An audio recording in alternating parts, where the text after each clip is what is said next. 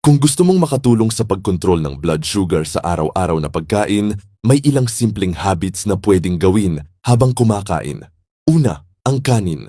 Kapag ang kanin ay pinalamig muna sa ref at saka muling ininit, nagbabago ang structure nito at nagiging mas mataas sa tinatawag na resistant starch. Ito ay mas mabagal tunawin ng katawan kaya maaaring makatulong na hindi agad tumaas ang blood sugar kumpara sa bagong lutong kanin. Pangalawa, ang pag-inom ng tubig bago kumain. Nakakatulong ito sa hydration at maaari ring makatulong sa mas kontroladong pagkain dahil mas maagang nakakaramdam ng busog ang tiyan.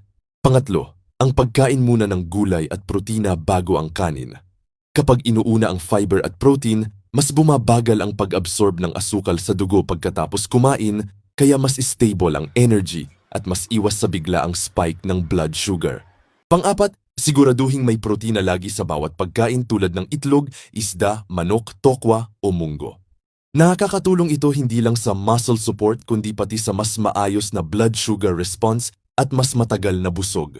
Ang mga simpleng pagbabago sa paraan ng pagkain ay pwedeng magkaroon ng malaking epekto sa pang-araw-araw na kalusugan at energy ng katawan. Kung gusto mong makatulong sa blood sugar control, malaking bagay ang pagpili ng kanin. Ang regular rice ay mabilis magpataas ng sugar, kaya marami ang lumilipat sa mas low-carb na option. Subukan ang Belly Light Shirataki Dry Rice, sugar-free rice alternative na mas magaan sa tiyan at pwedeng i-partner sa daily meals para sa mas mindful na pagkain.